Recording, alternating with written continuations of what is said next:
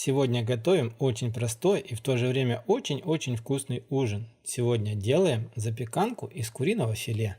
Всем привет! Для начала нам нужно взять филе из одной курицы и полностью все его нужно нарезать на маленькие кубики. И полностью все филе, которое мы понарезали кубиками, отправляем в довольно-таки глубокую тарелку. Мясо нужно хорошо посолить и поперчить. Соль и перец в этом случае добавляйте по своему вкусу.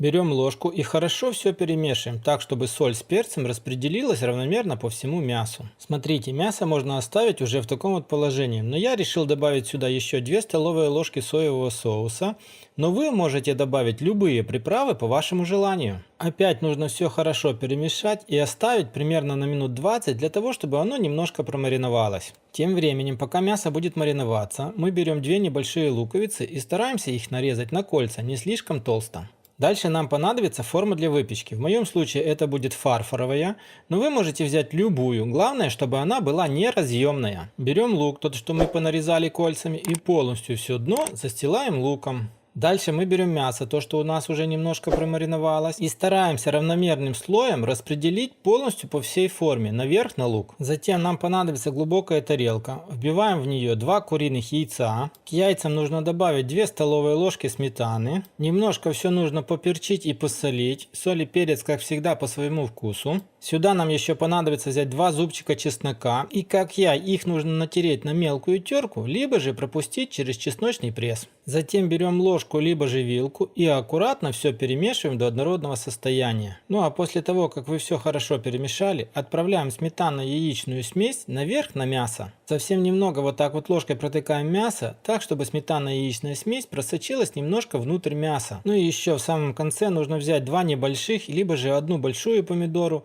нарезаем ее на небольшие кружки.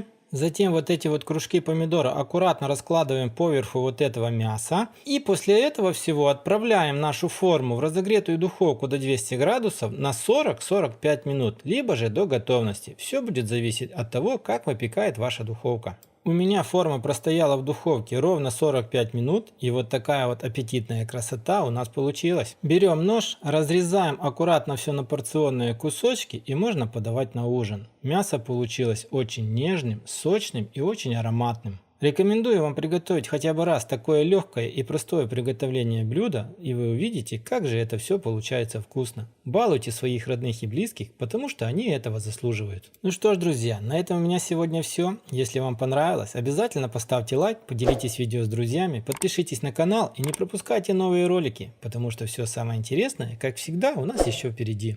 Всем пока, всем до скорых встреч на канале Аппетитная кухня.